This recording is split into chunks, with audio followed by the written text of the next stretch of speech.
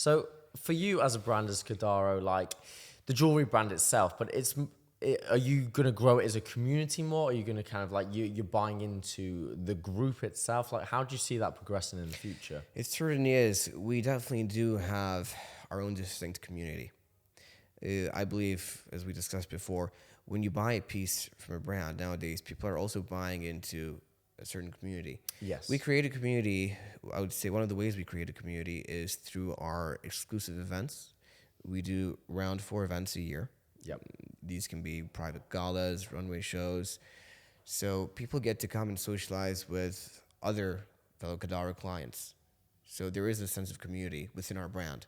Yeah, which is always nice. Do you think that kind of like, obviously it's something that you do, and is that more of a publicity thing that you're going to be doing in the future? Because obviously within everything else, it is PR and it is kind of getting to know, or is it more of an internal thing like that spreads the word? Is that you find how it works for you? It depends the type of event. There's some events where we do completely private. There's no press, there's no PR, and some of our private clients prefer that. One of the most important things in our business is confidentiality. Yes. Yeah. You know, people, not everyone wants to know. Well, not everyone wants other people to know how much they're spending or what they're spending on. Yeah. So we try to accommodate both. We do private events, and then we do press and PR events, which are larger in scale. How have you seen the brand actually grow over the past couple of years? I certainly have, yes. Yes. And PR is an essential part of that. Yeah. Really, I would say. And yeah, the events also played a very important part in it. When I first opened up our shop here in Knightsbridge. How long ago was that? It was 3 years ago. 3 years. Yeah. It was almost during COVID. Tough time Tough time to start a business. I mean, anybody that comes out on a stronger note than they went in, and you start in COVID, is like, you're doing something right. Well done to I you. give you that. Yeah. Yeah, well, the thing is, I was actually meant to open right before COVID. Yeah. So I got the space, and I started the construction. And just as I'm about to open, COVID struck. Lovely. So What was going through your mind at that point? Did you think I could lose the shop where I'm wanting I to did. get? I just thought, what do I do now? Yeah. Do I pull the plug on the project? Do I just pack up shop, go home, and continue there? What do I do? Because there was no certainty and there was no direction given on how long it was going to last, or 3 weeks. Exactly. Yeah. We didn't know if it was going to last a month, 2 or 2 years. So it was definitely a very scary time for me.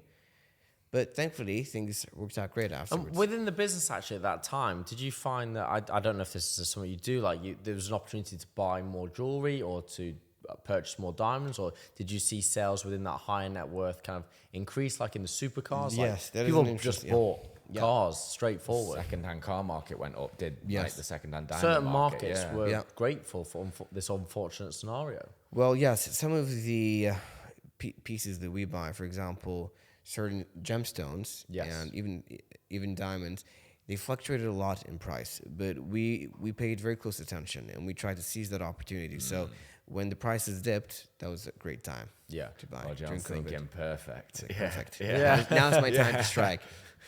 How do you source these, more so the special stones themselves, like then, I don't know what a standard diamond would be, but how do you go around? Yeah. Is it there a certain country? It must be a very close There isn't one specific country. Yeah. We source gemstones and diamonds from all over the world. Yeah. Yeah, so we source from Africa, we source from Brazil, from Latin America, India, everywhere you can imagine. Does the price fluctuate from the country that you do source it? Oh, it really does. It does.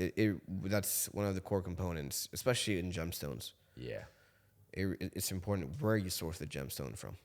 So talking about unique pieces, you must have one piece that's very close to your heart that maybe if you designed for yourself. Simple. What's your favorite piece? Well, would you Go talk on, tell about us that? about Yeah. it. I'm wearing it actually. It's this necklace, and I haven't stopped staring at it. I'm not going to lie. I was going to mention it. As you walked in, I saw it and thought, God damn, that looks incredible. That's pretty cool. No. Oh, John is rocking it today. Thank you.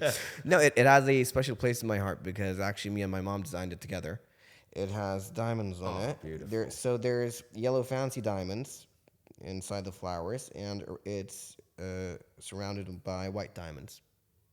Oh, it's pretty cool. It's not one of our signature collections. No, yes. But because it's a piece that only I have, and I designed like you it. said, it's meaningful. You designed it with your mum. Yeah, it's Exactly. got something more than just Doesn't get deeper than diamonds. that. Yeah, Exactly. I love that actually. No, I think like for me, like thinking about that sort of thing, whenever you've got an emotion, a feeling, something, it's It makes priceless. it so much more valuable. So I would presume most of your clients, they're purchasing something. It's going to be an investment, not just into themselves and their family, but it'll be handing it down to their kids. It'll be a memory heirloom. that's happened. Yeah, 100%. And I think that's one thing that, especially in this market, like you don't buy to sell. It's not that scenario. You're not. It's not just the price not you're that paying. purchase. Even for me, I mean, even in my personal collection, I have pieces that I would say are definitely more expensive. You know, Yes. with higher quality stones and gemstones, but they don't mean as much to me as this does. You know, because it has a deeper meaning. Okay, you must have. What's your craziest request that's coming here? I don't know if you're I gonna was ask. just gonna ask. You I may was not want to actually talk gonna about it, but ask, maybe give a scenario of being like, Obviously, okay, this is what, and you're like, are you sure that's what you want? Are you? Because you as a designer, you have a like even if you spec a car these days, you you go to Rolls Royce and they go, it's brilliant, but we'd Well, recommend that guy something likes a it, bit. but the other guy thinks, what the hell has he just created? Yeah. Well, yes, we the craziest request we got, I unfortunately can't share because it's Of course. it's slightly explicit for me to talk about. But man, we had a lot of crazy requests. One of them was, I would say, actually a nose ring. Okay. Yeah, a nose ring, and the person. So the explicit one wasn't a something else ring, it wasn't was a nose it? ring. Yeah. It was a ring, but not a rose ring. Now we're talking. Okay. It wasn't a nose ring. Yeah. Yeah, it was a nose ring, and so the gentleman wanted there to be studs pointing out from both sides, so from the outside and from the inside. And I said, well, we can't do that because that would be tremendously painful. Yeah. But he was so adamant on it, we couldn't do it in the end because, you know, imagine something poking into your nose. Yeah. That's not good PR. No, exactly. That's not the PR I want. Cadaver painful jewelry. Yeah. No. Looks good, but cuts you. Yeah, exactly. Exactly. No, but we've had some other outrageous requests. For example, a client of ours wanted the face of their dog molded into a paperweight for their desk. Fair enough. I mean, okay. Yeah. Similar to my father's outrageous paperweight. Yeah. I don't know what it is with paperweights. Paperweights, maybe that's a niche that you really need to just really home in on. Like everybody's got a desk. All these people are business people. They've always got a desk. And they want to somewhere. adorn it with something unique. This is true. I'm gonna take this on a slightly morbid question here. To be fair, no. I know. Yeah, just hear me out. So sometimes when people unfortunately pass away and they get cremated, they get put into a ring or they say into a diamond ring and stuff. So does that actually get Like put an into a urn. real diamond then, or is it turned into a fake diamond? If I can say fake diamond.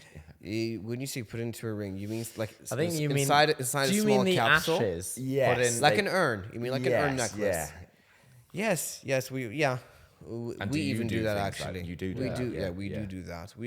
We also had certain clients that wanted. I'm not sure if it's something I would want to. That's be what I was fair. just I about to think it ask would her. be a Is little- this in your will? No, it's Yeah, not. It's just imagine. I've heard people do it, and I thought not something I would. But do. he's I was asking just for his wondering. own opinion, probably. By the sounds of it now. Yeah, I mean if we get the request, we can certainly do it. Yeah. We haven't had that many requests on it though. Yeah. Just Do you wondering. get requests, for example, you got a gorgeous watch on now, for people to actually come in and put diamonds onto items that they've already We do. got? We so do. I feel like that's quite a We do. That's more and more now. That's a growing trend now as Yeah. well. Yeah, blinged out watches are really a big thing now in the market. I did even to some of my own watches. Yeah. The same thing. So yeah, we do that certainly. Test we it can, on yourself. We can put diamonds on pretty much almost anything. Thanks for listening to the podcast. That was Freedom Impact Trust. We hope you've enjoyed it. We've loved chatting once again. Please leave a comment below because it really helps the algorithm and helps get the podcast out there. And also, let us know if there's any financial questions which you want answering, and we can answer them in the pod next week. Like I said, share, like, comment, subscribe, and let everybody know about the podcast. And thank you to our sponsors, FINT, the financial investment app, where you can invest from as little as £50 a month. £50? Yes, £50, Curtis. Wow, it's an absolute bargain. And don't forget, it's through 3 different portfolios. So choose